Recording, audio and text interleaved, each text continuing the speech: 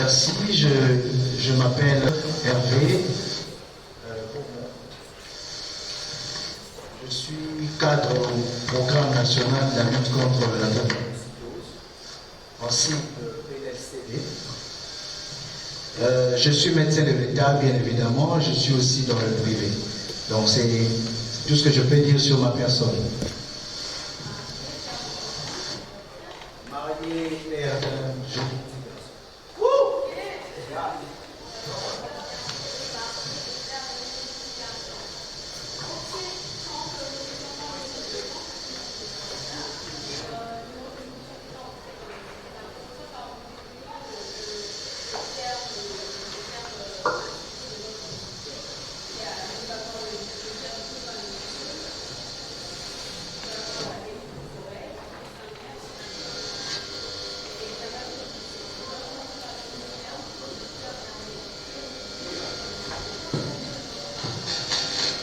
Ok, je ne sais pas si vous allez me permettre. J'ai préparé un petit quelque chose. C'est pas vraiment une exposition. Nous étions dans un auditoire. Si j'ai la permission, bien sûr, je peux vous faire cette petite exposé. Je pense qu'à partir de cela, nous aurons un temps d'échange parce que nous sommes là pour le partage.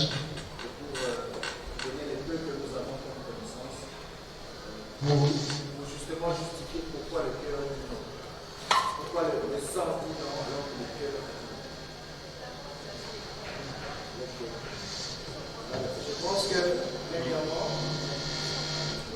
j'ai prévu de vous parler de trois points. Le premier, c'est l'introduction. Je ne sais pas si tout le monde arrive par-dessus. Oui, vous approchez, hein, si vous êtes loin, la technique pose problème. Si on peut occuper les premiers sièges qui sont là, s'il vous plaît. Vous pouvez avancer pour qu'on puisse bien se communiquer.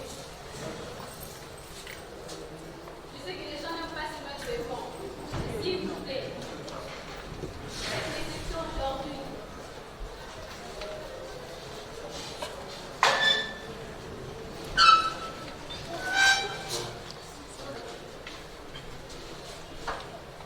Merci beaucoup.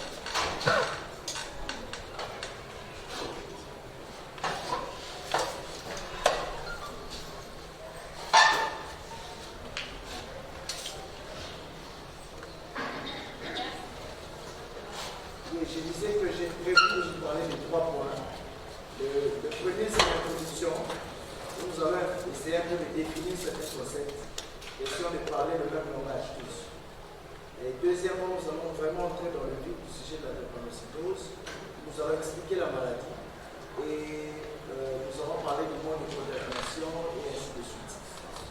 Et nous allons finir par brosser un peu tous les examens prénuptiaux qu'on nous demande régulièrement avant de se marier dans notre église. Alors, comme introduction, les définitions des concepts comme j'ai dit, je vais donner des définitions assez simples qui seront compréhensibles par tout le monde. Alors, qu'est-ce qu'on entend par examen prénuptial? Je pense que c'est ça même le départ. C'est quoi un examen prénuptial? Alors, les psychologues disent que l'examen prénuptial, c'est un examen médical de deux personnes de sexe différents désirant le mariage ou la procréation. Je peux donner un deuxième exemple qui va encore mieux expliquer l'examen prénuptial. C'est un examen qui consiste à faire le point entre futurs époux sur l'état de santé et à rechercher des affections transmissibles l'un de l'autre ou à leur descendance. Là, c'est une définition simple, en tout cas, de l'examen prénuptial. Je vais gagner en temps et passer à la deuxième définition. C'est quoi un groupe sanguin? Alors, le groupe sanguin, on entend souvent une confusion entre groupe sanguin et électrophorèse. Je pense qu'on aura le temps de brosser un peu la différence entre les deux. Le groupe sanguin, nous allons dire que c'est un groupe sanguin détient un ensemble de propriétés qui permet de classer les individus afin de définir une compatibilité optimale lors d'une transfusion sanguine. C'est de là que nous avons les différents groupes sanguins, le groupe A, le groupe B, le groupe AB et le groupe O.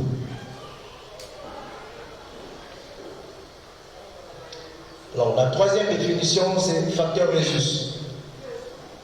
Ça aussi, on entend souvent parler, je suis Rhésus positif, je suis Rhésus négatif. Qu'est-ce que ça veut vraiment dire? Les facteurs Rhésus, ce sont des facteurs présents sur les globules rouges. Alors, ces facteurs apparaissent, si ces facteurs apparaissent sur le globule rouge, nous disons que nous sommes Rhésus positifs. Si nous n'avons pas ces facteurs-là sur la surface de nos globules rouges, nous disons que nous sommes Rhésus négatifs. Alors, pour peut-être finir en termes avec les définitions des concepts, c'est quoi l'électrophorèse? L'hémoglobine. Alors, c'est un examen de laboratoire, comme tout autre examen, qui détermine si l'on est AA, on est AS ou si l'on est SS. Alors, quand on est AA, bien évidemment, on est normal. Quand on est AS, on est porteur du trait drépanocytaire. Et quand on est SS, c'est là où on est drépanocytaire. Je pense que c'est mon premier point. Je ne sais pas s'il faut passer au point suivant ou il y a déjà des interventions. Ok, merci. Je pense que tout le monde a quand même eu le temps d'écouter les définitions. Je peux dire aujourd'hui que nous parlons en fait le même langage. Quand je parle électrophorèse d'hémoglobine, tout le monde comprend. Quand je parle groupe sanguin, tout le monde me comprend aussi. Quand je parle facteur Rhésus, tout le monde aussi me reçoit. Alors, mon deuxième point, c'est vraiment la drépanocytose. C'est quoi la drépanocytose? C'est ce que nous appelons aussi communément dans la cité anémie SS. Ou pour d'autres encore carrément une coupe SS. Ça veut dire la même chose. Alors, comment je peux définir la drépanocytose? C'est une maladie héréditaire et chronique d'abord, qui est transmise par les parents, donc le père et la mère, qui sont porteurs de l'élément transmetteur de la maladie dans leur sang. Et cela entraîne une déformation des globules rouges des enfants drépanocytaires, qui sera à la longue responsable des différentes crises que vous pouvez retrouver chez un drépanocytaire. Alors j'aimerais un peu parler du contexte de la maladie, avant de parler du mode de transmission. Ce qu'il faut savoir sur la maladie de drépanocytose, c'est la première maladie génétique au monde. Et la RDC est le troisième pays le plus touché au monde, après l'Inde et le Nigeria. Pour rester dans la RDC, nous disons 20 à 30% de la population congolaise est hétérozygote, AS. Vous comprenez avec moi le danger qu'il y a, parce que le porteur AS, nous le verrons plus tard dans le mode de transmission, ce sont eux-là qui sont les dangers pour l'avenir. Et dans toutes les naissances qu'il y a en RDC, on a 2 à 3% des naissances des enfants SS, malheureusement.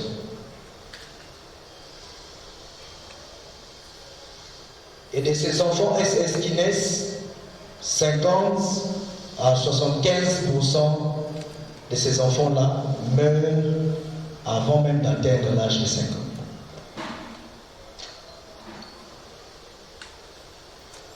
Et pour parler des femmes drépanocytaires qui sont enceintes, qui sont grosses, 5% de ces femmes meurent au cours de la grossesse ou au cours de l'accouchement.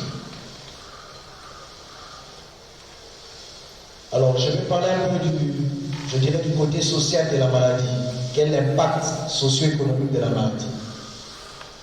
Selon une étude réalisée au Mali, cette étude révèle que par année, pour un enfant drépanocytaire, les parents dépensent à peu près 412 à 878 €. Donc nous sommes à peu près dans les $900 des dépenses annuelles pour un enfant drépanocytaire.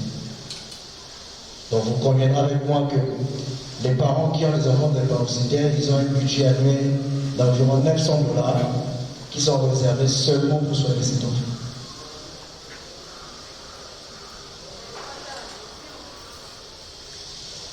Il était important de parler de ce contexte pour que tout le monde se rende compte de ce que c'est cette maladie. Alors, comment cette maladie se transmet? La drépanocytose, comment on peut la voir? Elle se transmet par les deux parents, comme on a dit dans la définition, papa et maman. Au moment de la procréation,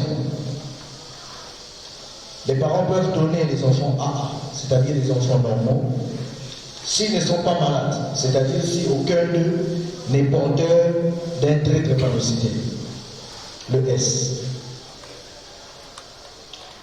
Les deux parents peuvent donner des enfants AS ou AA. Ça, c'est une possibilité. Si l'un des parents est AS et l'autre est AA.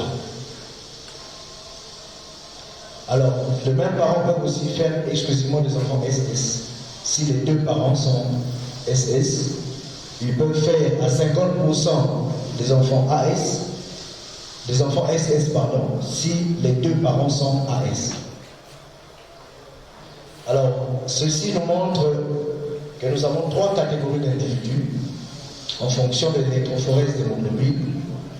Donc, nous avons des enfants AA, nous avons des enfants AS, et nous avons des enfants SS. J'ai un petit schéma avec moi, j'aurais bien voulu que tout le monde ait ça pour mieux comprendre. Mais je vais quand même l'expliquer. Un couple où les deux parents sont AA, comme je l'ai dit, les 100% d'enfants, ils ont en fait 100% de probabilité d'avoir des enfants AA, comme eux. Là, il n'y a aucun problème. Alors, s'il arrive que l'un des parents est AS, j'aimerais que vous me suiviez attentivement, parce que j'essaie vraiment d'expliquer le mot de contamination.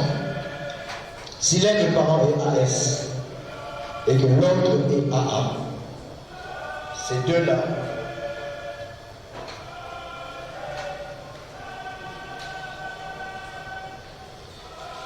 je disais, si l'un des parents est AS et que l'autre est AA, vous verrez que ce couple aura 25% des probabilités de donner des enfants AS et 50% des probabilités de donner des enfants AA. J'avance. Si les deux parents sont AS, papa AS, maman AS, ils ont 50% des probabilités de faire des enfants AS, c'est-à-dire porteurs de traits drépanocytaires.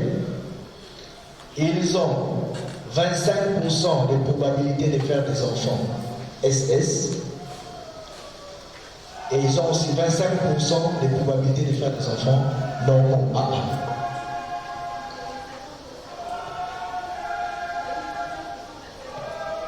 J'ai dit 50% de faire AS, 25% de faire SS et 25% de faire AA. Ça nous fait 100%. Alors si l'un des parents est SS, il est anémique, il est drépanocytaire, et que l'autre parent il est AA, il est normal, qu'est-ce que ça donne? Là vous avez 50% de probabilité. Donc je dirais même vous avez 100% de probabilité de faire des enfants AS. Parce que le papa il va apporter les traits. L'un des parents va apporter les traits S et l'autre parent apportera le trait A, ce qui vous fera 100% des enfants AS. Je pense que cela déjà répond à beaucoup de questions sur la possibilité d'épouser une femme SS. Je pense que déjà ce schéma vous donne une certaine idée de la réponse. Alors si l'un des parents est SS, il est drépanocytaire, et que l'autre est AS, qu'est-ce que ça donne? Quel est le risque? Je vous dirais que le risque il est vraiment grand, parce que là vous aurez 50% de probabilité de faire des enfants SS. Et vous aurez 25% de probabilité de faire des enfants AS, porteurs du trait de drépanocytose. La dernière probabilité ou possibilité, c'est que les deux parents soient SS. Là, c'est catastrophique. Tous les enfants à 100% seront SS. Il n'y aura pas de miracles par rapport à ça. Oui, je pense que les questions viendront. On aura le temps de répondre, mais Dieu existe, oui. Le miracle, il est possible, oui. Mais la science aussi existe. La science, elle est créée par Dieu. Je pense qu'on aura le temps d'y revenir. Avançons dans l'exposé pour gagner un temps. Alors, nous avons parlé de la maladie, on a défini la maladie, on a parlé du concept de la maladie, on a parlé du mode de transmission de la maladie. Et là, comment prévenir pour ne pas être atteint de cette maladie? Qu'est-ce que nous devons faire? Il y a une prévention, oui. La prévention se situe à 3 niveaux. Il y a une prévention primaire, secondaire et tertiaire. Mais je pense que pour la communauté qui est présente aujourd'hui, c'est la première de la prévention primaire qui nous concerne le plus. Alors la prévention primaire, elle est axée sur 2 seulement. Les dépistages, ça c'est les 1. Et le conseil génétique, les cancers, ça c'est les 2. Oui, je m'explique. Le dépistage, il est essentiel de le faire. On le fait généralement au période néonatale, c'est-à-dire à la naissance. Dès que l'enfant naît, c'est le moment propice ou idéal pour faire le test. C'est ce sur quoi nous nous battons au niveau du programme pour que ça devienne systématique au niveau de toute l'étendue de la République démocratique du Congo. Si par inadvertance ou par négligence ou par ignorance, on le faisait par la période néonatale, c'est-à-dire à la naissance, on peut se rattraper à la période préscolaire ou scolaire. Au niveau des écoles, il y a aussi des organisations, des ONG locales ou même du programme national qui organisent des tests de dépistage, des tests d'électrophorèse d'hémoglobine ou des tests de dépistage rapide.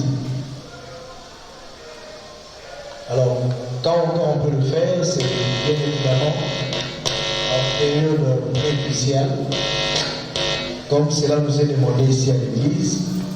Nous pouvons toujours passer cet examen, faire le dépistage. Il y a aussi les dépistages de masse qui sont organisés de temps à autre. Profitons de ces occasions-là pour pouvoir nous dépister. Si au moins, dans mon Botamaki, si je me permets de parler aussi de l'Igala, dans mon Botamaki, les parents n'ont pas pu le faire, mais au moins à Kimokolo, quand on organise des dépistages de masse, je vous encourage à en profiter et pouvoir vous faire dépister. Alors, je ne veux pas m'y atteler sur les autres volets secondaires et tertiaires, mais ce que je peux seulement dire en un mot, c'est que la prévention secondaire, c'est en rapport avec les crises douloureuses de ceux qui sont déjà drépanocytaires. C'est une prévention qui concerne ceux qui sont déjà dans la maladie. Et au niveau tertiaire, c'est la même chose. Là, on est plus sur la réadaptation, la réinsertion sociale de tout ce monde qui est drépanocytaire et qui est frappé par des maladies invalides qui accompagnent la drépanocytose.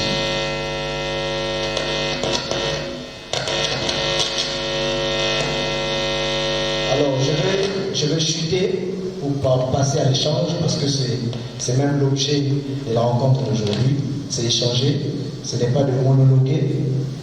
Alors, je vais seulement chuter en parlant des examens prénuptiaux. Alors, les examens prénuptiaux, nous les avons définis. Je vais seulement les citer, passer en revue. Parmi les examens prénuptiaux, ce que je peux vous dire, c'est qu'il y a plusieurs examens prénuptiaux. En tout cas, la liste est très longue. Elle n'est pas exhaustive. Mais je me focalise seulement sur les examens qui sont demandés chez nous ici à l'église, à la PPISG. Généralement, nous demandons l'électrophorèse d'hémoglobine. Pourquoi nous le demandons? Nous l'avons dit tantôt, c'est un examen qui nous permet de nous classer en termes de la maladie, ce qu'on appelle la drépanocytose, de nous classer si nous sommes des personnes normales, nous sommes AA, ou si nous sommes porteurs du trait drépanocytaire, nous sommes AS, ou si nous sommes drépanocytaires, peut-être méconnus, SS. Le groupe sanguin, pourquoi nous le demandons? Le groupe sanguin, il est essentiel parce qu'il y a ce qu'on appelle des incompatibilités materno-fétales. C'est là où le groupage sanguin et les facteurs rhésus interviennent. D'où leur importance. Les facteurs rhésus, nous en avons parlé, et c'est le test de VIH. Généralement, on finit par ça, le test de VIH qui est essentiel. Pourquoi? Parce qu'il est important de connaître son état sérologique avant de s'engager dans un mariage, parce qu'il y a un protocole de suivi de ce couple-là, dont l'un des partenaires peut être positif, et donc il est essentiel, avant le mariage, de pouvoir réaliser cet examen. En tout cas, il y a d'autres examens, il y a de ceux qui vont au-delà de ces examens cités. Ils peuvent même aller jusqu'à parler des examens de procréation ou des tests de fertilité, d'obésité, ainsi de suite.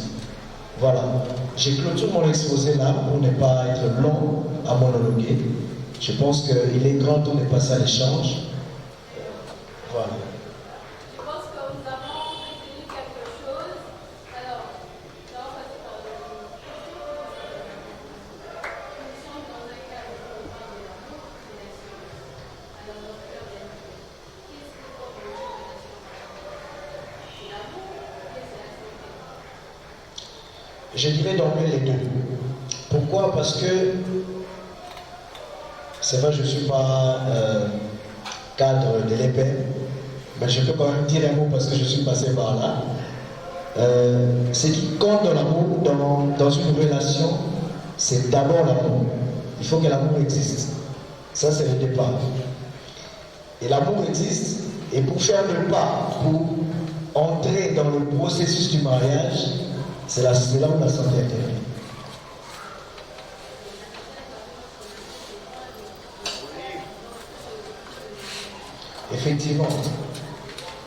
Effectivement, je suppose que nous sommes dans l'église, je suppose que lorsque nous entrons dans une relation amoureuse, c'est pour objectif le mariage, bien évidemment.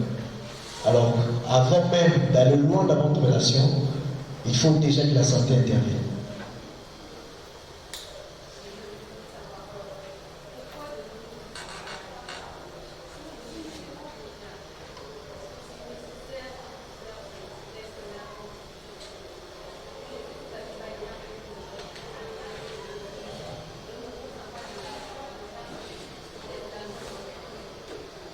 Oui, les tests prénuptiaux sont vraiment essentiels.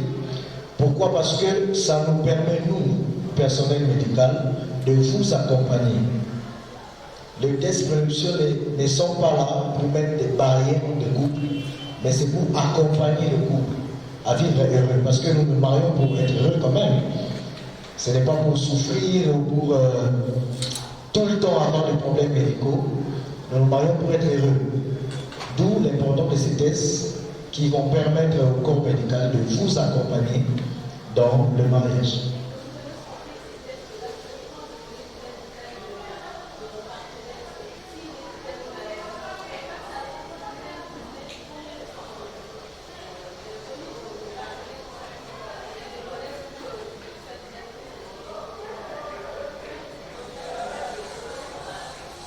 Je pense que quand on aime une personne, au début de chaque relation, ce qui est essentiel, c'est la transparence. C'est être vrai. Ne pas cacher à l'autre ce qu'on peut avoir comme maladie, par exemple.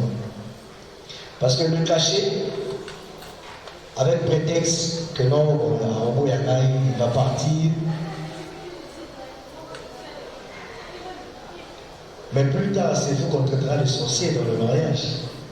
On a eu à suivre beaucoup de couples où je pense que le fait d'avoir caché son identité ou son statut, par exemple hémoglobinique, a créé des histoires terribles après.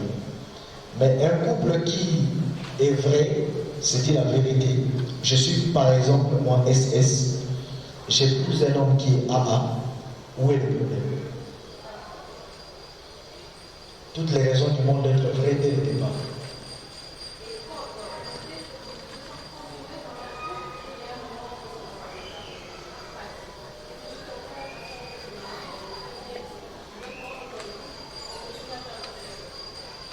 Tout dépend du test, parce que nous avons dit que la liste n'était pas exhaustive. En tout cas, il y a même des examens de fertilité.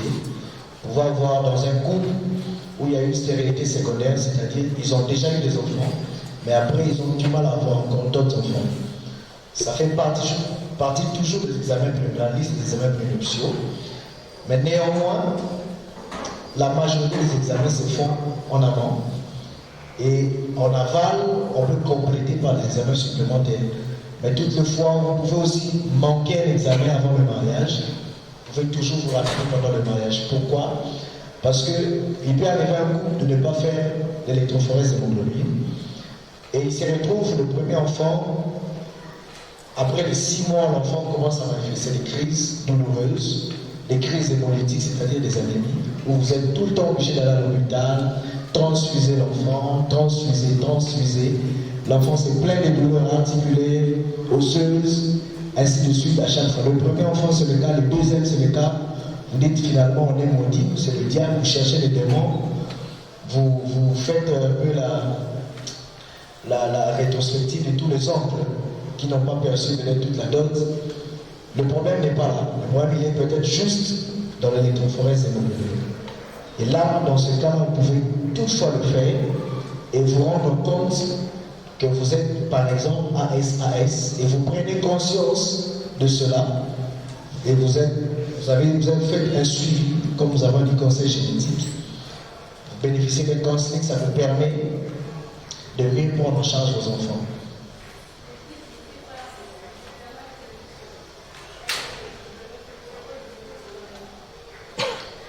En tout cas, à ma connaissance, non.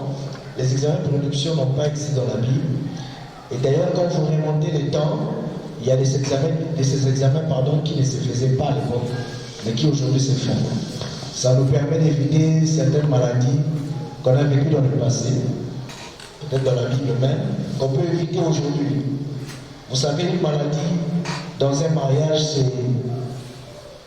je dirais, c'est comme une porte ouverte. Hein. On ouvre une porte pour une maladie, par ignorance. Et c'est un combat que vous devez livrer tous les jours de votre vie.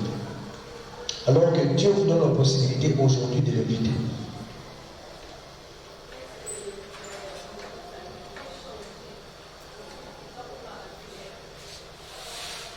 Scientifiquement, je vous répondrai tout de suite non. Les statuts hémoglobiniques ne peuvent pas changer. Bien sûr qu'il existe un traitement curatif pour la maladie,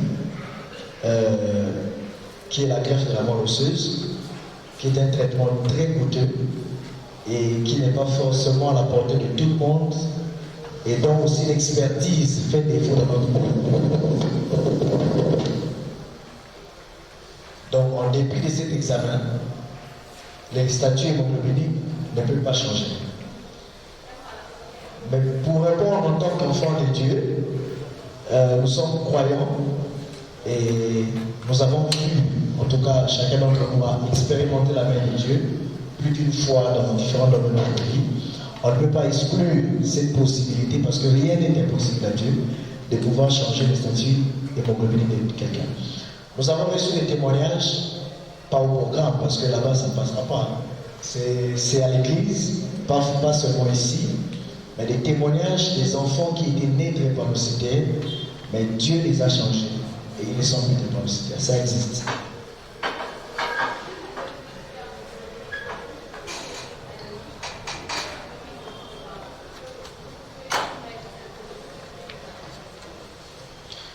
Alors, je dirais au programme national, sans faire la publicité,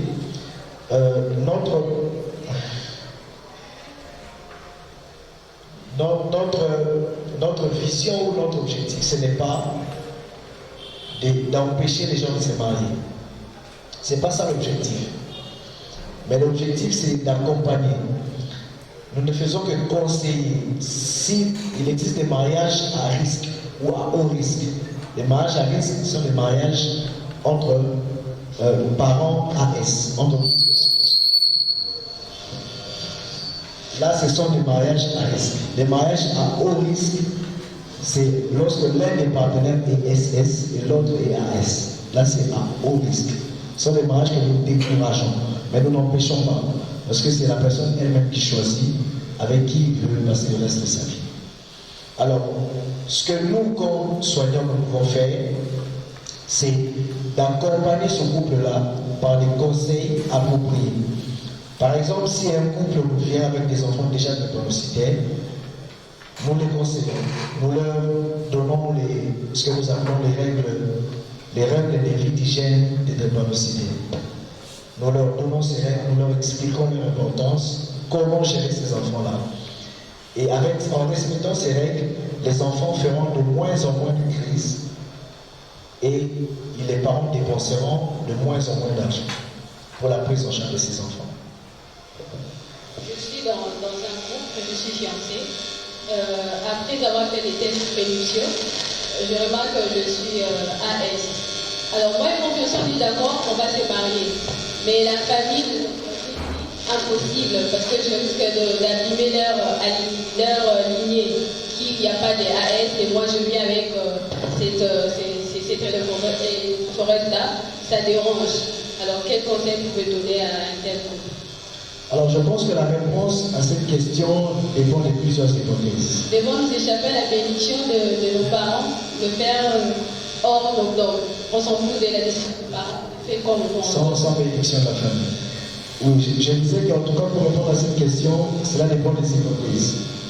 Vous avez parlé, vous dites que je suis AS. Mais le fiancé, on ne connaît pas son statut. Je suppose si le fiancé il est AA, je vous rassure que le trait drépanocytaire S de la femme ne va en aucun cas causer préjudice à la lignée ou à la famille présente. Pas du tout. Parce que le trait drépanocytaire, vous êtes normal. C'est-à-dire que vous n'êtes pas malade. Nous deux, nous avons le même électron, nous sommes AS.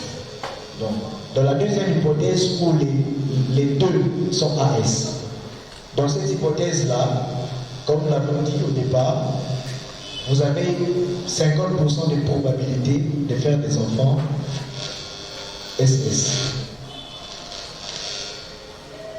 Alors, là, je remets chacun devant sa responsabilité. Je remets chacun devant sa responsabilité. Moi, en tant que médecin, je ne veux pas interdire votre mariage, mais je veux vous expliquer les faits. Voilà, monsieur, vous êtes AS. Votre femme est aussi AS. Voilà les probabilités que vous avez. Parce que quand on parle de probabilité, je connais un couple qui est AS. Les deux sont AS. Ils ont 3 enfants et les 3 sont AA. Ça, c'est un miracle de Dieu. Mais quand vous suivez bien, c'est dans les probabilités. Nous sommes en train de parler d'un terme de probabilité. Quand on dit que vous avez 25% de probabilité de donner un enfant AS, vous pouvez faire 4 enfants et être dans cette probabilité. Je ne sais pas si tout le monde comprend. Vous faites donc 50% de probabilité de faire des enfants SS.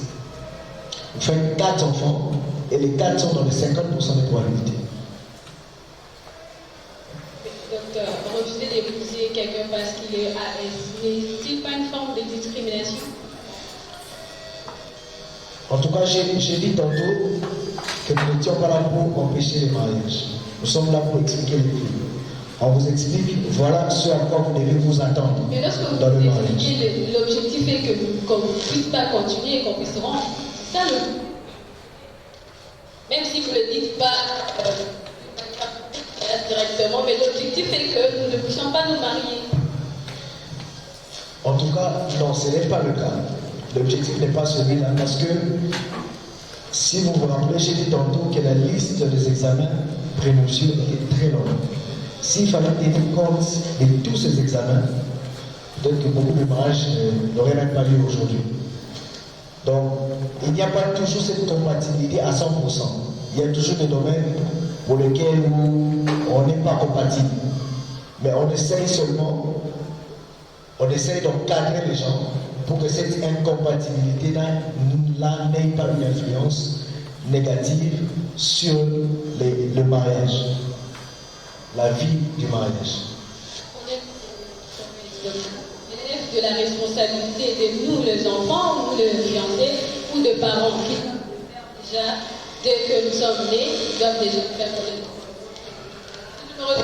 Je me rappelle quand j'étais à l'école, il y avait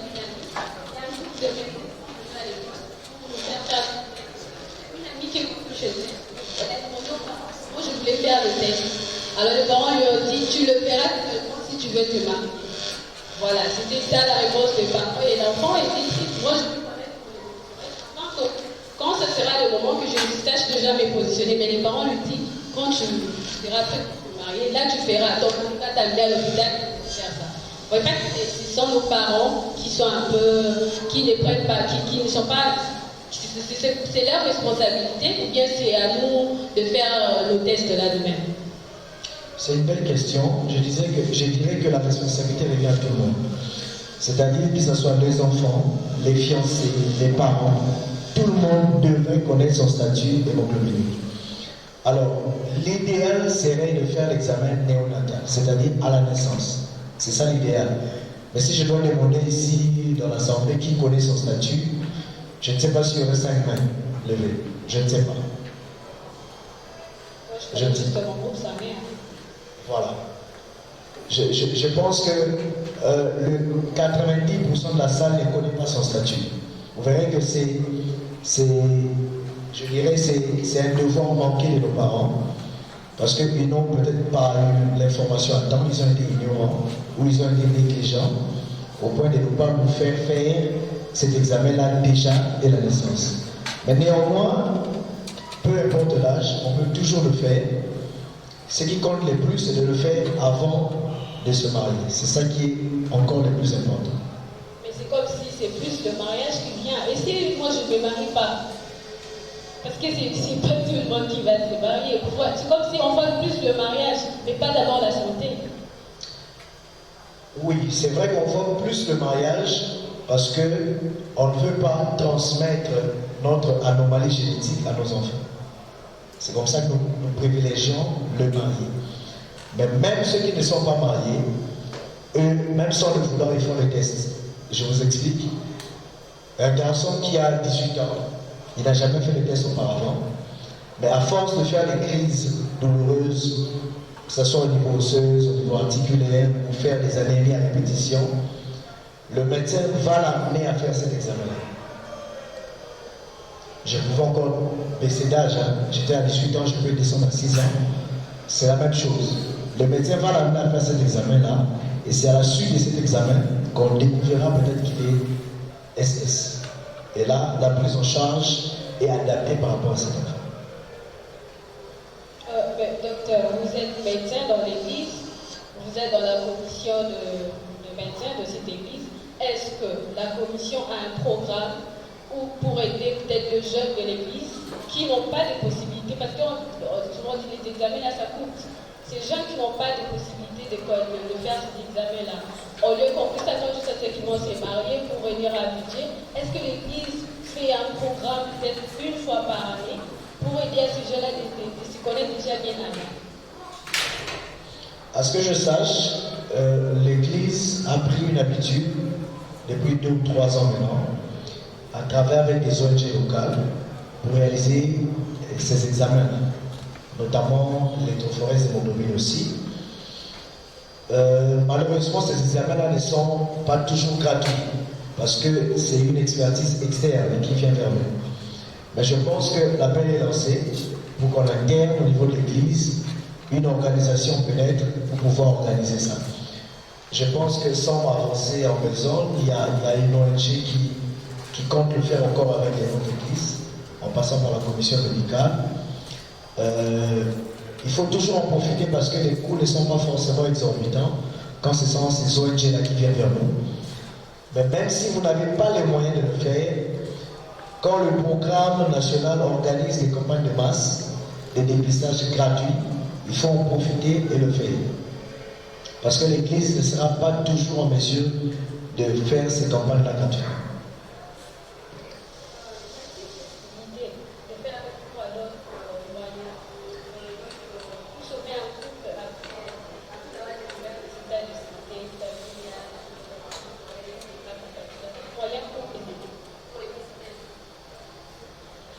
Oui, pour les couples, les mariages à risque ou à haut risque, nous avons dit, en faisant le dépistage, on les accompagne par des conseils génétiques. Alors, pour le couple, ou dans le couple où l'un des conjoints est VIH positif, là aussi, nous avons un protocole de prise en charge qui existe pour ce couple-là, pour empêcher à ce que l'autre conjoint qui n'est pas atteint ne le soit pas. Bien qu'en vivant ensemble dans le mariage, et nous les accompagnons aussi dans le but que ce couple fasse des enfants qui sont sains, c'est-à-dire sans maladie. Donc la possibilité existe. Un couple vient pour faire ce test-là et il y a incompatibilité. Comment vous pouvez vous placer rendre? C'est une question difficile. Pendant ce temps, j'en profite aussi pour vous demander déjà préparer vos questions, parce que bientôt je vais vous donner la parole. Merci. Je disais c'est une question difficile parce que l'objectif n'est pas d'empêcher les gens de se marier. Mais ce que nous pouvons faire pour ce couple-là, ce couple à risque ou à haut risque, nous leur montrons le contexte de la maladie, comme je l'ai fait avec vous. Nous leur expliquons la maladie. Ils réalisent le risque qu'ils prennent et ça peut les amener à rompre. Ou ça peut les amener à se conforter dans leur choix, mais tout en acceptant d'être orientés par un cadre médical. Donc c'est ce que je peux dire par rapport à cette question. Est-ce qu'il exige pas de fertilité? Et au cas où le couple fait cet examen, qu'il y a un qui a ces problèmes-là de fertilité, comment l'Église peut aider ce couple? Doit rompre ou bien doit rester ensemble? D'abord, l'Église n'exige pas de test de fertilité, bien que c'est un examen qui fait partie des examens prénuptiaux, mais l'Église ne l'exige pas. Si je peux répondre à la place de l'Église, on ne se marie pas que pour avoir des enfants. On peut être marié et pas avoir d'enfants, ou on peut se marier et adopter des enfants. Et la vie continue. Donc, c'est la réponse que je peux donner. Surtout que lorsque vous êtes déjà marié, nous en tant que chrétiens, nous nous marions pour la vie. Il n'y a qu'une seule condition dans la vie pour divorcer, je pense que tout le monde le sait. Et l'incompatibilité sanguine n'en fait pas partie, malheureusement. Un couple incompatible, mais ils acceptent de vivre ensemble, mais ils disent aussi qu'ils vont adopter des enfants. Comment vous pouvez nous aider? Oui, bien évidemment, c'est une possibilité. Si pour ce couple-là, avoir des enfants, les épanouir, ils ont le plein droit d'adopter des enfants et les élever sans aucune difficulté. Comment vous pouvez les accompagner? Oui, nous les accompagnons par les conseils génétiques, comme nous avons dit. Si ça concerne la drépanocytose, c'est toujours les grands signes. Si ça concerne, par exemple, le cas de VIH positif, nous les accompagnons toujours par des conseils. Je ne sais pas entrer dans les détails ici, parce que nous allons prendre la nuit, mais parce que chaque cas est particulier et chaque cas est spécifique. Parce que je veux seulement dire qu'il y a un protocole de suivi des conseils génétiques pour différents cas. Docteur Hermé, on peut espérer qu'un couple qui a des problèmes de constitution puisse avoir des enfants. Pourquoi pas espérer un couple drépanocytaire d'avoir des enfants sains? Un couple ASAS, pardon, je dirais SSSS, scientifiquement, il est impossible d'avoir des enfants qui ne seront pas malades. Scientifiquement, c'est impossible. Et SSSS, c'est un mariage que nous décourageons fortement. Alors, la question qui m'est posée, c'est de savoir si ce couple-là est convaincu de se marier. Oui, bien sûr. Pourquoi ne pourront-ils pas avoir des enfants? Non. Pourquoi ne pas croire qu'ils auront aussi des enfants? Non. Parce Pourquoi qu'on les peut enfants? croire qu'un couple qui a un problème de stérilité peut avoir des enfants. Mais pourquoi ne pas croire à un couple drépanocytaire qui puisse avoir des enfants? Je répondrai en tant que chrétien, rien n'est impossible à Dieu. Dieu est capable de miracles. Mais en tant que scientifique, je vous dis c'est impossible. On va donner la toute votre réponse. Heureusement que ce n'est pas la COVID-19. Docteur Hervé, un couple s'est marié après qu'ils soient incompatibles. Donc, vous donnez naissance à un enfant qui n'est pas tenté. Comment pouvez-vous les aider? Comment qu'ils arrêtent d'avoir des enfants, bien qu'ils aient un autre enfant normal? Si je peux répondre en tenant compte de nos examens prénuptiaux demandés ici à l'église, si les parents ou l'un des parents était VIH positif, ils font un enfant qui est positif aussi au VIH. Comment les aider? Nous allons aider ces couples par des conseils suivant un protocole spécifique qui va leur permettre, eux, de continuer leur mariage ou leur vie sexuelle active tout en ayant des enfants sains prochainement. Cette possibilité existe. Alors, si nous sommes dans l'hypothèse de la drépanocytose, ils ont déjà un enfant qui est drépanocyté. Ces parents-là doivent au préalable faire le test de dépistage pour qu'on sache quel est leur statut hémoglobinique et comment on peut les aider. L'aide, je l'ai dit tantôt, c'est exclusivement dans les cancers que nous pouvons aider ces personnes-là. Parce que médicalement, pour les cas de drépanocytose, nous ne pouvons pas faire grand-chose. Nous sommes dépendants des probabilités dont nous avons tantôt parlé.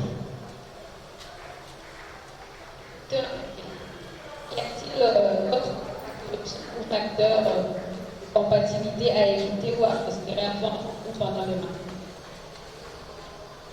Oui, il y a des pathologies. Il y a le daltonisme par exemple.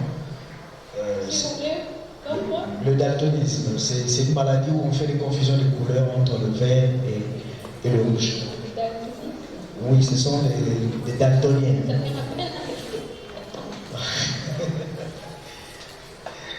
Je ne sais pas si ça vient, mais je doute fort parce que les deux couleurs ne sont pas concernées chez les daltons.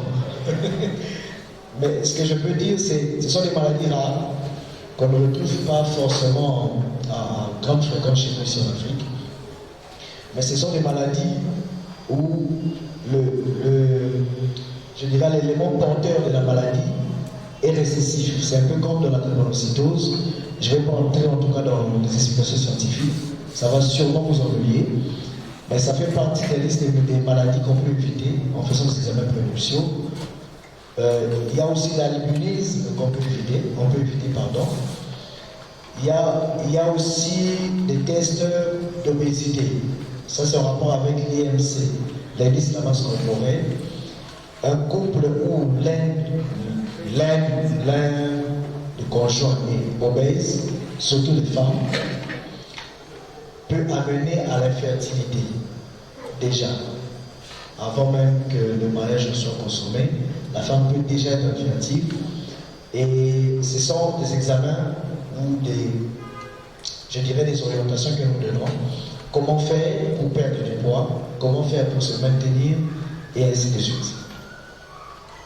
Merci, Dr. Hervé. Je crois que vous avez beaucoup parlé. Nous ne devons pas être égoïstes, c'est juste monopoliser la parole à nous, moi et vous. Maintenant, je vais donner la parole au public. Ceux qui ont des questions peuvent passer. Nous allons Ne soyez pas timide, posez toute question que vous voulez qui a lien avec les thèmes que nous venons de développer ici. Profitez de la présence du docteur qui est là pour poser toutes les questions que vous avez. Même si vous avez une liste, faites vos questions et passez pour que le docteur est là, il va répondre à toutes les questions. C'est le premier conseil. Je peux rajouter, il n'y a pas de questions taboues. Hein. Nous sommes aussi dans la science, n'hésitez pas à poser des questions pertinentes qui touchent même la vie intime d'une personne. Voilà.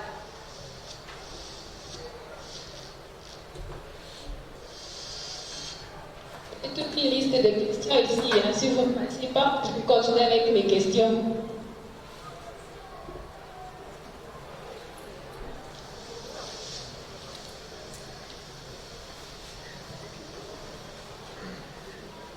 L'assemblée est timide.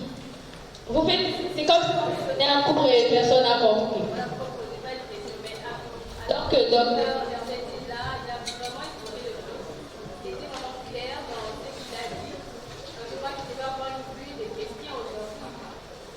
c'est un sujet très sensible. Voilà, il y a un merci. Le courage. On peut l'encourager, non?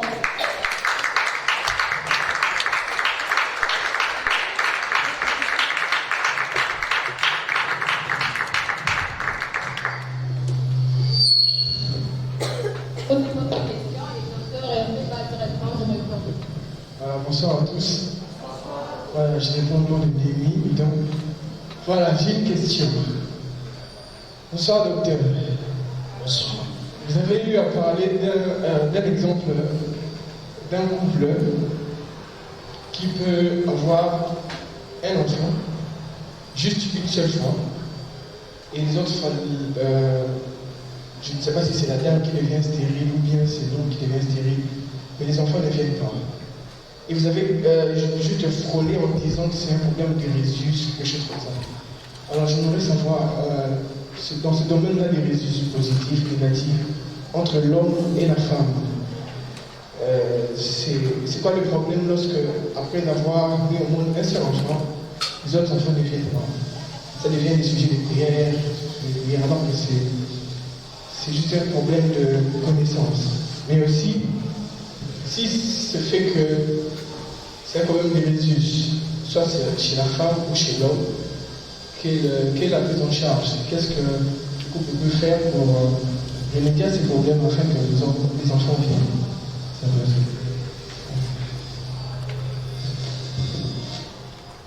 Merci pour la question, elle est pertinente. Alors, qu'est-ce qui se passe avec les résus? Si je peux donner une petite explication.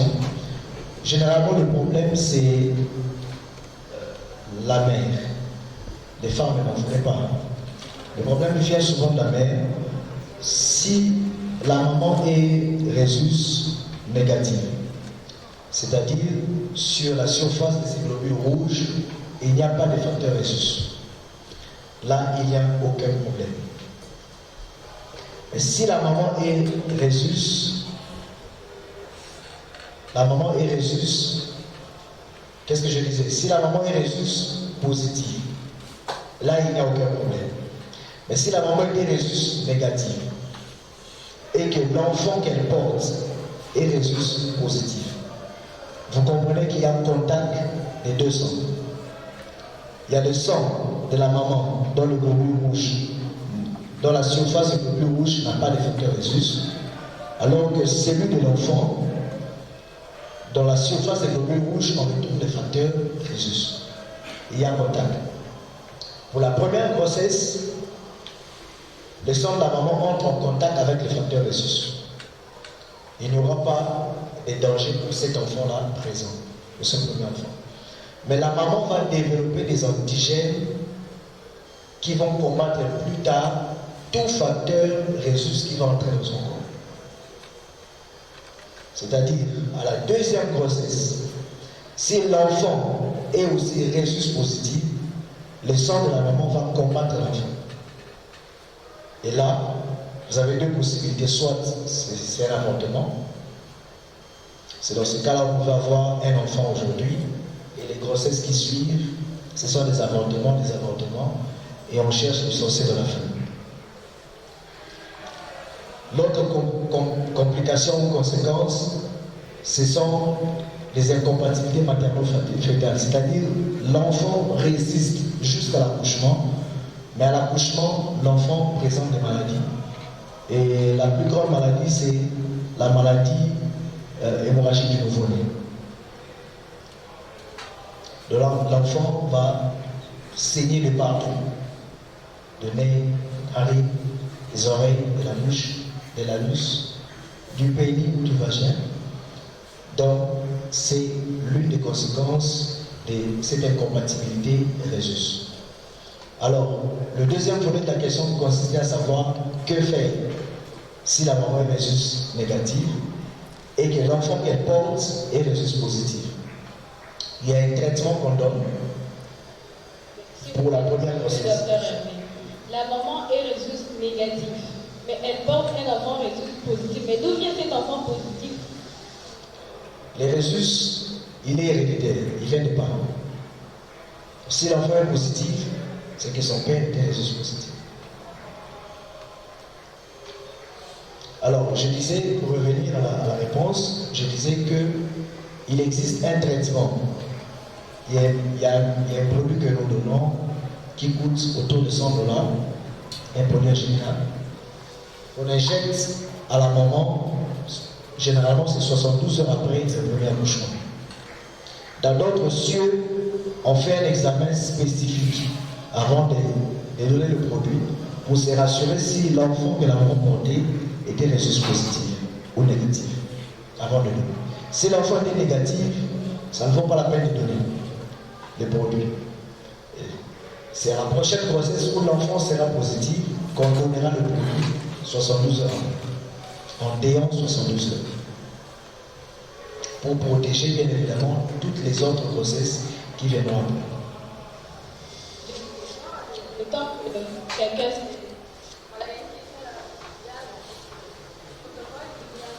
pendant qu'il avance, moi je pose une petite question. Docteur Hervé, quelqu'un qui a un groupe sanguin O+, il peut être aussi drépanocytaire? Bien évidemment, j'en profite pour donner la différence qui existe entre le groupe sanguin et l'électrophorèse d'hémoglobine. Le globule rouge, on peut le comparer de manière parallèle à un fruit qu'on appelle l'avocat. Vous voyez, dans l'avocat, il y a la peau et il y a le noyau. La peau, c'est ça la surface du globule rouge. Et le groupe sanguin et les facteurs rhésus sont sur cette couche-là de la peau. C'est là que ça se marque génétiquement. Alors que l'électrophorèse de l'hémoglobine, dans l'hémoglobine A, l'hémoglobine S, se marque dans le noyau de l'avocat. Donc vous voyez déjà qu'en termes de situation topographique, ce n'est pas la même chose.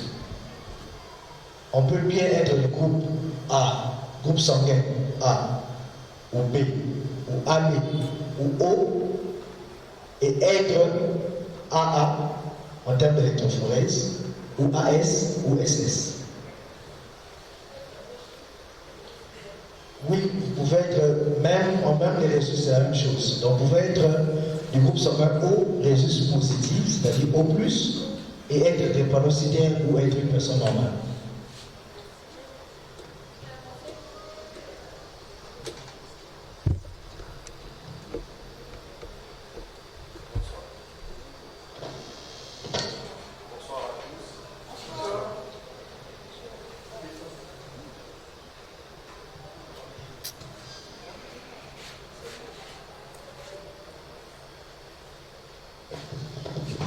Bonsoir à tous. Merci docteur pour votre intervention, c'était merveilleux, merci. J'ai quelques questions qui vous seront adressées. La première question est celle de savoir, je vous ai entendu tout à l'heure, désolé, je suis peut-être arrivé en retard, peut-être vous aviez parlé de ça bien avant, Je vous ai entendu parler tout à l'heure des tests prénuptiaux que nous faisons ici à l'Église. Je voudrais d'abord que vous puissiez me répondre, ça me permettra de continuer dans la question. Vous avez parlé des électrophorèses et puis du groupe sanguin. C'est ça avant que je me sois trompé. Rhésus aussi, les facteurs Rhésus, trois. Oui, les tests VIH. Ok, les facteurs Rhésus, les tests VIH et puis l'électrophorèse. Mais il y a un certain nombre de tests que l'on fait. Je ne sais pas, c'est sous votre oreille vigilante que je vais essayer de parler de ça. Il y a l'écho-abdominal, je ne sais pas si je le prononce très bien. Bien prononcé. Voilà. Il y a un examen d'écho-abdominal et il y a l'examen des spermicides aussi, qui est souvent fait comme spermogramme, exactement. Alors, qu'est-ce que la commission médicale fait en tant que cellule technique de l'Église dans cet aspect de choses-là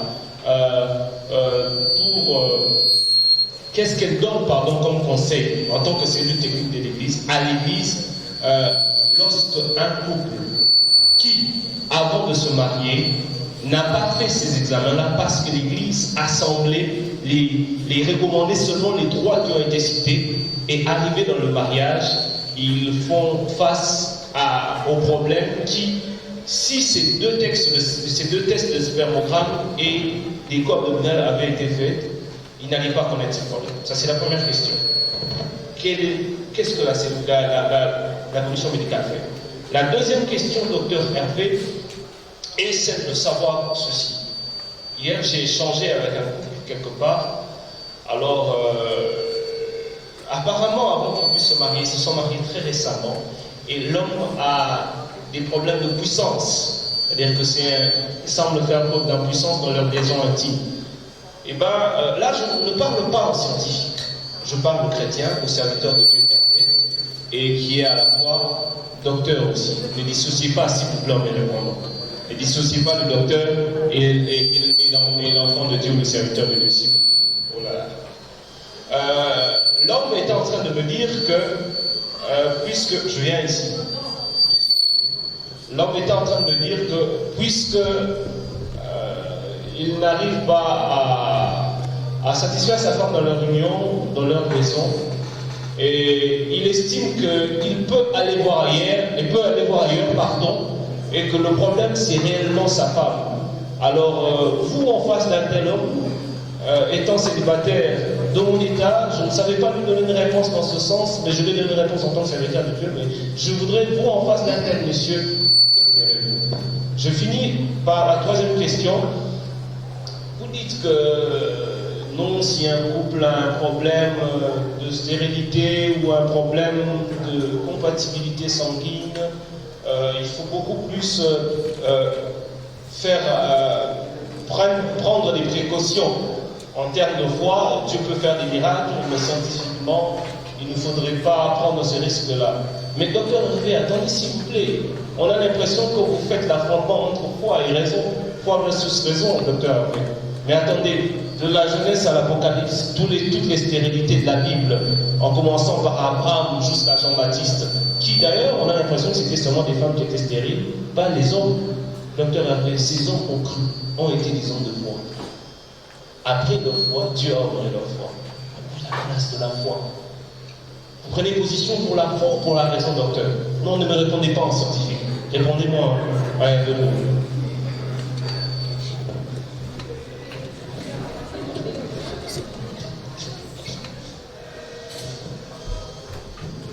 Je pense que là, ça faisait 3 questions. Ça fait 4-5 minutes qu'on va oublier. Je peux essayer de répondre à ces 3 questions de manière ramassée, le tout ensemble. Généralement, on a tendance à incriminer seulement la femme quand on parle d'infertilité ou stérilité. La stérilité masculine existe. Qu'est-ce qui arrive quand un couple vient dans un cabinet médical pour désir de conception? C'est-à-dire qu'ils ont un problème de fécondité. Ils viennent voir le médecin pour un problème, pour ce problème-là. Qu'est-ce qu'on fait? On soumet les deux personnes composant le couple, on les soumet à des examens spécifiques. Partons du plus simple au plus complexe. L'homme n'est pas épargné, rassurez-vous. Nous ne sommes pas épargnés. Alors, le cordon a parlé du spermogramme, il a parlé de l'échographie. Les spermogrammes, pour ceux qui ne le connaissent pas peut-être, c'est un examen qui vous permet de voir la capacité, l'aspect, la vitesse avec laquelle les spermatozoïdes vivent dans le sperme. C'est ça qui détermine en fait la puissance, contrairement à l'impuissance, comme on dit l'impuissance de l'homme, la puissance de l'homme. Alors, l'échographie que nous demandons chez les femmes, l'échographie pelvienne, c'est souvent pour voir d'abord l'intégrité anatomique des organes génitaux de la femme. Savoir si cette femme, anatomiquement, est capable de concevoir. C'est-à-dire, nous voyons les ovaires en priorité, nous voyons les trompes et nous voyons aussi l'utérus, ce qu'on appelle matrice. Donc, pour ne pas entrer dans ça, mais je veux quand même expliquer, pour ceux qui ne le savent pas, qu'il existe des examens supplémentaires que nous faisons pour les tests considérés comme examens prénuptiaux. Alors, quel conseil donnons au monsieur qui va voir ailleurs parce qu'il incrimine sa femme d'être infertile? Je dis ça parce que je suppose qu'ils ne sont pas allés voir un médecin, tous les deux, pour déterminer qui est stérile d'entre les deux. Je ne sais pas s'il y a une étude qui a été menée ici en RDC, mais il y a des articles qui ont été publiés, il y a des points où c'est plus les hommes qui sont infertiles que les femmes. Je vais peut-être choquer plus d'un ici, mais c'est une chose qui est vraie. Alors, ce monsieur-là, je dirais, c'est une fuite en avant de ses responsabilités. Généralement, au cabinet, quand nous recevons ce genre de couple, où le mari ne veut pas venir, on comprend qu'il sait que c'est lui le problème. C'est comme ça, il ne veut pas passer ces examens. Les femmes, généralement, sont volontaires pour passer ces examens. Les hommes, c'est souvent, il faut tirer par les cheveux et tout le reste. Je ne sais pas, il y a une troisième question à laquelle je n'ai pas répondu.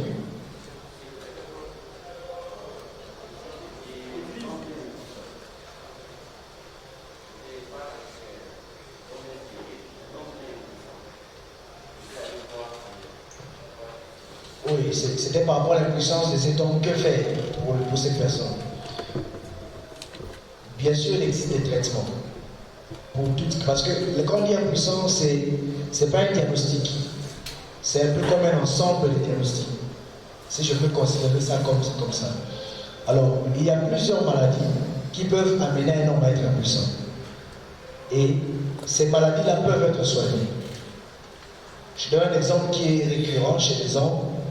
C'est ce qu'on appelle une atteinte de la prostate. Une hypertrophie bénigne de la prostate. Quand un homme a cette pathologie-là, il fait des éjaculations rétrogrades. C'est-à-dire qu'il est en capacité excusez-moi, nous sommes à l'église, mais nous parlons sur science. Oui. Cette maladie-là empêche à l'homme d'éjaculer dans le vagin de la femme. Le sperme, au lieu d'aller dans le vagin de la femme, il rentre dans la vessie de l'homme. C'est ce que nous appelons l'éjaculation rétrograde. C'est dû à cette maladie. Dans ce cas-là, vous comprendrez avec moi qu'il sera impossible pour une femme, même si Asa Maman Moboti, elle a 12 enfants, avant de poser cet homme-là, elle ne fera jamais d'enfant avec cet homme. C'est un exemple récurrent que nous avons chez les hommes, mais il y a d'autres maladies aussi. Il y a les infections sexuellement transmissibles ou l'ensemble des maladies sexuellement transmissibles qui altèrent la qualité du spermatozoïde, du sperme, et qui empêchent à la femme de tomber enceinte. Donc ce que je peux dire pour cet homme-là, ou pour cette femme-là, il faut voir un médecin qui les analyse tous les deux, cas par cas, trouver la cause de l'infertilité et la soigner, le problème sera résolu. Le conseil de la commission médicale par rapport à l'église. Alors, la commission médicale, c'est un organe technique qui est là pour conseiller et orienter les cas en fonction de certaines maladies. Alors pour ce genre de cas, un couple qui est déjà marié et qui se retrouve devant un cas de stérilité, qu'elle soit primaire ou secondaire, dans ce cas-là, ce que nous faisons, à notre niveau, c'est d'abord de faire un counseling, c'est-à-dire de donner des conseils. Qu'est-ce qu'il faut pour avoir un enfant? C'est ça d'abord le basique. Bon, je sais que vous entendez des choses à la cité, on dit il y a des positions précises pour faire des enfants, ainsi de suite. Déjà, je vous dis que c'est faux. Il n'y a pas de techniques de karaté ou de judoka pour faire des enfants. Il n'y en a pas. Ça, je vous l'assure. Mais il y a c'est un problème de dates, comme on dit, des périodes. Il faut savoir quand le faire et comment le faire. Quand je dis comment, c'est en termes de fréquence surtout. Je pense que ceux qui passent à l'EPN ou ceux qui sont déjà passés là, ils écoutent ces enseignements-là. On parle de ça. C'est la dernière leçon qu'on nous donne. Donc voilà la réponse que je peux donner à cette question-là. Nous sommes là pour orienter, nous orientons le cas, nous donnons des conseils. S'il faut aller au-delà de ces conseils-là, nous orientons vers des cabinets médicaux. Frère Jonathan, vous pouvez avancer. S'il y a encore quelqu'un, j'accorde la parole à une dernière personne qui peut poser. Voilà, la dernière personne qui a clôturé. Bonsoir. Bonsoir. Merci Jonathan. J'ai une préoccupation. Dans une famille où papa et maman sont noirs et ils ont eu à mettre au monde 3 et 2 enfants adultes. Et une fille, elle est noire. Donc, la fille là qui est noire peut aussi mettre au monde des adultes. Merci. Je vous dirai de suite oui. Pourquoi? Parce que la transmission, elle est aussi génétique, comme pour la drépanocytose. La transmission de l'albinisme est aussi héréditaire. Si l'un des parents transmet à l'enfant le gène d'albinisme et que l'enfant à son tour rencontre un mari qui a aussi le gène récessif d'albinisme, ils feront un enfant albinos. Ils ont la probabilité de faire un enfant albinos.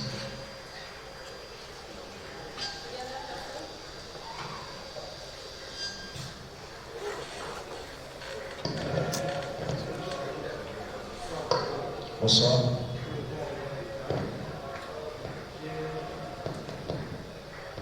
J'ai 3 petites questions. La première question, vous avez parlé en disant que 60 à 75% des enfants SS meurent avant d'atteindre l'âge de 5 ans. J'avais demandé quels sont les conseils, les hygiènes diététiques, les thérapeutiques alimentaires, ou bien les conseils alimentaires qu'il faut donner à ces enfants pour que ces enfants ne puissent pas mourir avant d'atteindre cet âge-là. Et la deuxième question, c'est par rapport à 2 groupes dont l'homme est AS, la femme est SS. Première grossesse, l'enfant est né, mais la femme a eu à faire des perturbations lors de l'accouchement. Elle a eu à faire une hémorragie interne. Et à la deuxième grossesse, la femme a encore accouché, mais ça a posé problème au niveau des organes. Et les couples, ils sont obligés d'aller voir les médecins.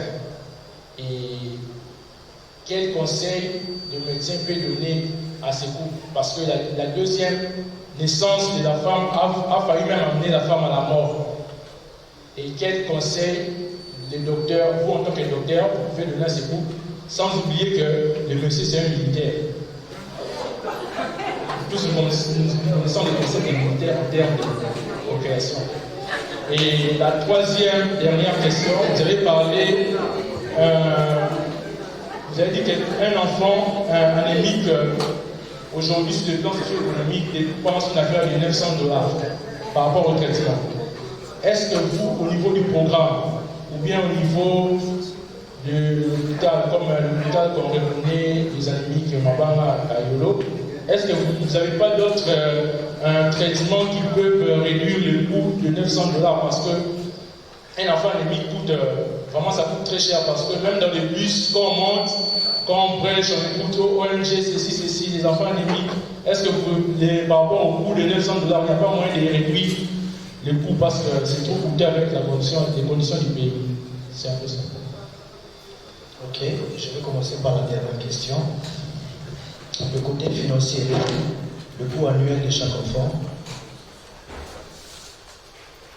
C'est vrai qu'il y a moyen de réduire. Il y a moyen de réduire le coût par la création, par exemple, de mutuelles de santé, des drépanocytaires exclusivement. Ça réduirait le coût des prises en charge de ces enfants-là.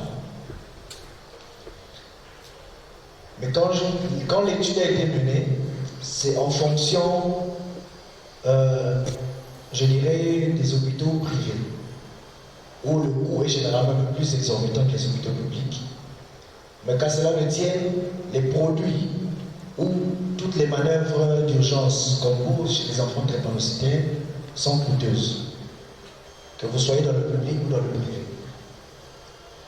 Alors nous, au niveau du programme, je pense que les objectifs existent. Ça prend le temps que ça prend pour être réalisé à cause des contraintes financières. Mais je pense que dans les objectifs, c'est de réduire au maximum ce coût-là. C'est-à-dire mettre à la disposition des enfants drépanocytaires un produit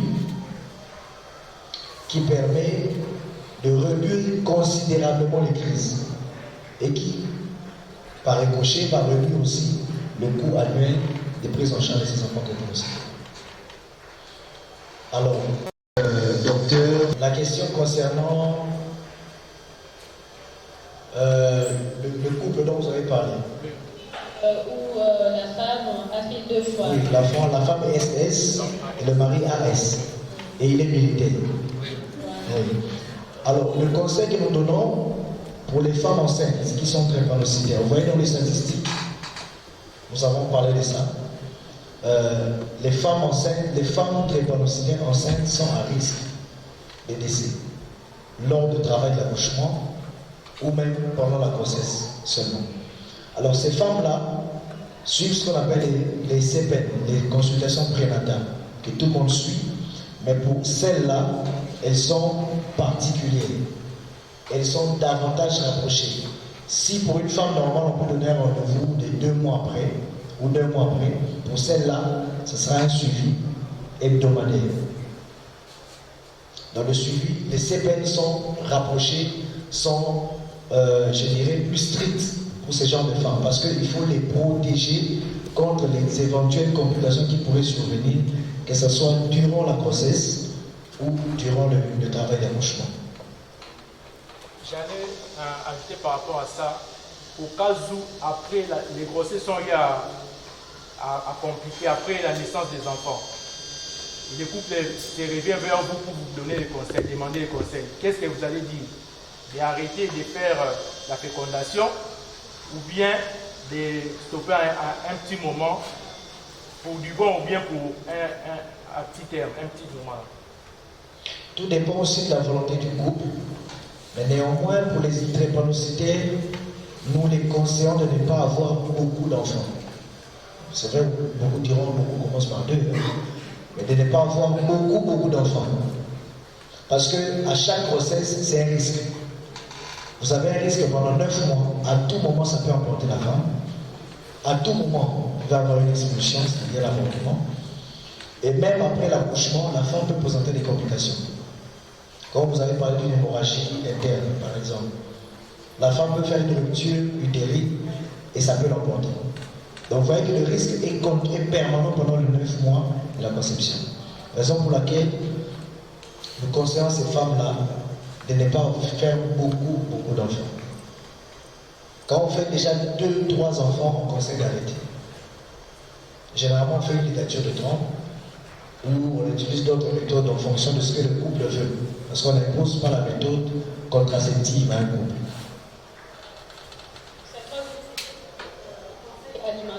On veut donner aux enfants anémiques. Oui, par rapport au conseil alimentaire, ce que je peux dire, il faut d'abord savoir qu'est-ce qui tue ces enfants avant l'âge de 5 ans. Généralement, ce sont des crises hémolytiques, c'est-à-dire ils font des anémies à répétition. L'enfant habite, c'est les parents. Les centres où il est suivi, il est à Yolo, à Mababa par exemple. Les temps que vous prenez à chaque fois pour aller là-bas, l'enfant est déjà en perte de sang, en anémie, sévère, décompensé. À chaque fois, le temps que vous allez prendre pour aller à l'hôpital, l'enfant peut mourir en route. Alors, pour ce cas-là, il existe des conseils alimentaires où nous conseillons généralement de consommer beaucoup de légumes, des aliments qui contiennent beaucoup de fer. Ça permet aux enfants d'avoir une hémoglobine assez quand même tolérable. Parce que vous verrez, les drépanocytaires ont souvent un taux d'hémoglobine autour de 6, 5, 6 grammes. Mais avec une alimentation riche en fer, ils peuvent atteindre 8 à 9 grammes. Donc c'est seulement à ces niveaux-là que le conseil alimentaire peut intervenir. Dans les autres causes où il y a les infections à répétition, l'alimentation en général protège contre les infections, mais pour ce cas particulier-là, l'alimentation n'a pas grand-chose à faire par rapport aux infections à répétition. Et par rapport aux crises douloureuses, c'est la même chose. Donc vous ne pourrez que combattre que l'anémie avec une supplémentation en fer. Je vous en prie. Pour... La question à part. Ok. Le temps additionnel. Voilà, le temps additionnel. Vous avez 1 minute. Docteur. Bonsoir docteur. Bonsoir. Bonsoir à tous. J'ai 2 petites questions. Il s'agit là d'un célibataire, un garçon célibataire. Comment aider ce garçon à repérer une fille qui est SS? Ça, c'est la première question. La deuxième question, est-ce que toutes les filles minces sont drépanocytaires? Merci.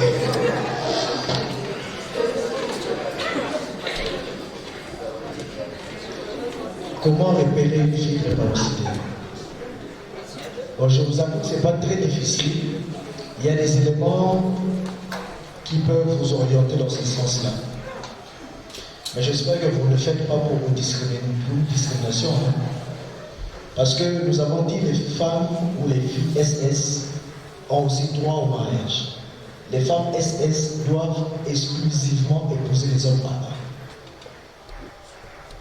Je ne vais pas citer d'exemple, mais nous avons des exemples même dans l'église chez nous, où la femme SS, le mari AA. Donc ces femmes-là ne sont pas à rejeter. Si l'objectif de les repérer, c'est pour les éviter, je vais vous décourager de le faire. Mais néanmoins, il y a des éléments qui peuvent vous orienter si un enfant est drépanocytaire pour pouvoir le diagnostiquer tôt pour une meilleure prise en charge et éviter que l'enfant ne meure avant qu'il ait ses 5 ans. Généralement, les signes, vous verrez, c'est la pâleur. Au niveau de la peau, vous verrez qu'il a une peau qui n'est pas assez colorée comme une personne normale. C'est un peu pâle et parfois luisante. Vous verrez la couleur des yeux. Généralement, les conjonctives bulbaires, vous verrez que c'est là où c'est le blanc de l'œil. Vous verrez que c'est un peu jaune. Il y a une jaunisse, vous allez remarquer, qui est permanente chez cette personne. Vous pouvez aussi voir ce qu'on appelle une bosse sérosanguine. C'est-à-dire qu'il a un crâne avec une bosse au niveau du front, plus prononcée que pour les autres. Bon, malheureusement, il y a ça vous verrez aussi, généralement, ces enfants-là, ils ont des problèmes de croissance et de développement. Ils ont un retard dans la croissance et dans le développement de son organisme.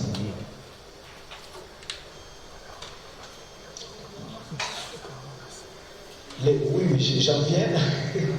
Le retard dans le développement ou dans la croissance ne veut pas dire qu'on est forcément mince. On peut être mince parce que la fille veut être mince. Hein. Elle veut, pour elle, être mince, c'est être belle. Donc, elle garde sa taille, sa ligne. Elle n'est pas forcément de considérer, c'est un choix qu'elle fait. Ou c'est peut-être seulement génétique. C'est génétique. Vous verrez que dans sa famille, les parents ou les grands-parents, ils ont d'allure mince. C'est seulement génétique, ce n'est pas forcément la drépanocytose. Mais les drépanocytaires, généralement, sont minces. Elles sont minces, elles ont ce retard de croissance et de développement. Elles font souvent des crises à répétition, des crises douloureuses, souvent au niveau des articulations, au niveau des os. Et ils développent ce qu'on appelle des maladies invalidantes. Vous verrez qu'ils boitillent. Ils boitillent parce qu'au niveau du plateau tibial, il a des problèmes à ce niveau-là, il y a une dégénérescence.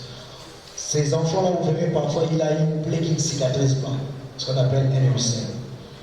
Généralement, c'est au niveau de la malléole interne, au niveau de la face interne de la jambe, si je peux montrer. Souvent, c'est à ce niveau-là que les ulcères se développent. Qu'est-ce que je peux encore ajouter? Je pense que j'ai cité beaucoup d'éléments. Il y en a plusieurs en tout cas, mais ce sont là les éléments phares qui peuvent vous donner une idée sur le statut hémoglobinique d'un enfant de moins de 5 ans qui fait souvent des crises hémolytiques ou des crises douloureuses. Avant que vous puissiez votre mot de la fin, j'aimerais inviter le service de protocole pour prendre les offrandes. Et pendant ce temps, le docteur Hervé va dire quelque chose de la fin pour tous ces gens qui sont ici, pour nous les jeunes, un conseil pour nos futurs choix. Alors, le conseil que je peux vous donner, ce sont des recommandations. C'est, étant jeune, pas encore marié, donc célibataire, même si vous êtes déjà engagé, c'est de faire déjà ces tests de prévention. N'attendez pas, quand vous êtes prêt au mariage et que vous venez à l'église vous exige des tests, c'est à ce moment que vous faites vos examens. Parce que quand l'amour existe déjà, quand il est déjà installé, il est plus difficile de dissuader quelqu'un de rompre. Si déjà, à la base, vous êtes conscient que vous êtes AS, vous tombez amoureux ou amoureuse d'un homme ou d'une femme qui est AS, prenez le temps de réfléchir à 2 fois avant d'accepter. Parce que les conséquences sont vraies. Nous avons eu des couples à l'église chez nous ici même qui étaient AS. On a pris le temps de faire des counseling. On leur a montré les conséquences ou les complications qui pourraient arriver. Le couple accepte. Nous, par la foi, on va se marier. Le premier enfant décède avant 5 ans. Le deuxième enfant décède avant 5 ans. Et en fin de compte, le couple vient demander le divorce à l'église. Vous imaginez ce scandale. Donc je vous raconte ça pour vous exhorter. Dès à présent, maintenant que nous sommes encore jeunes, de pouvoir faire ces tests. L'électrophorèse de l'hémoglobine, c'est fait une fois toute sa vie. Le groupage sanguin, c'est fait une fois toute sa vie. Les résultats, la même chose. Les tests VIH peuvent se faire à plusieurs reprises. Pour celui qui l'a déjà fait, vous pouvez le refaire encore. Pour celui qui ne l'a jamais fait, faites-le. Il est toujours mieux de connaître votre statut pour une meilleure prise en charge et aussi précoce. Voilà ce que je peux rajouter. Peut-être, je sais qu'il y a d'autres qui ont peut-être des questions et qui hésitent de le poser en public. Peut-être qu'ils peuvent me le poser même par WhatsApp, par mon numéro que je peux dicter. Oui, Le 0422 82 17 924. 0422 82 17 924. Que ce soit trait à la drépanocytose ou à d'autres maladies, la commission médicale, nous sommes là pour vous orienter, pour vous aider. Merci beaucoup. Hervé, vous avez... Est-ce que quelqu'un était béni ce soir? Ok, merci beaucoup. Nous sommes arrivés à la fin. Avant de clôturer, j'aimerais inviter le président Arnaud.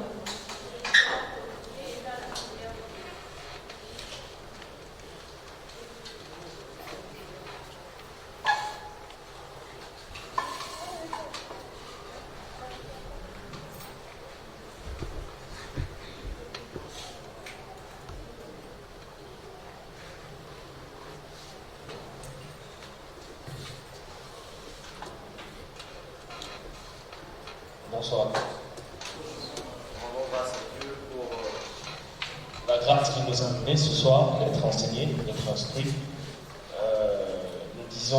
Vous disons merci à vous pour votre présence et pour votre disponibilité aussi. Je remercie le docteur Hervé Beaumont pour sa disponibilité également et pour l'exposé, la promptitude avec laquelle il a répondu à toutes les questions qui lui ont été posées. Et je dis également merci au docteur Fataki qui l'a et également la commission médicale, le docteur Emmanuel, le docteur Chris et tout le staff de la commission médicale de notre paroisse qui s'est disponibilisé pour travailler ensemble avec nous afin d'instruire la jeunesse sur cette question combien capitale et importante. Je crois que chacun de nous a eu sa part, on a entendu ce qu'on devrait entendre, je crois qu'on a été instruit. Alors le choix que tu vas faire demain, ou le choix qui te sera fait demain, je crois que tu vas réfléchir 2 fois. Et tu vas éviter aussi aux pasteurs certains sujets de prière, certains dialogues pastoraux, parce qu'on nous a déjà instruits et enseignés ce soir. Que Dieu soit béni en tout cas. Et nous voulons accueillir ceux qui sont venus prier avec nous pour la prière. C'est votre première fois, je vous demande de vous lever, on va vous accueillir. Les ambalana, il y a des postes, il y a des sambalana, il y a personne qui est venu pour la première fois. Personne. Que Dieu soit béni. Est-ce qu'il y a quelqu'un qui a fêté son anniversaire cette semaine? Voilà. Il y a quelqu'un d'autre qui a fêté cette semaine. Je ne dis pas qu'il va fêter la semaine. Je dis qu'il a fêté cette semaine.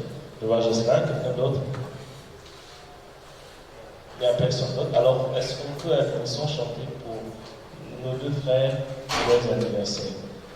Joyeux anniversaire, joyeux anniversaire, joyeux anniversaire, quelqu'un qui a dit mes frères aussi.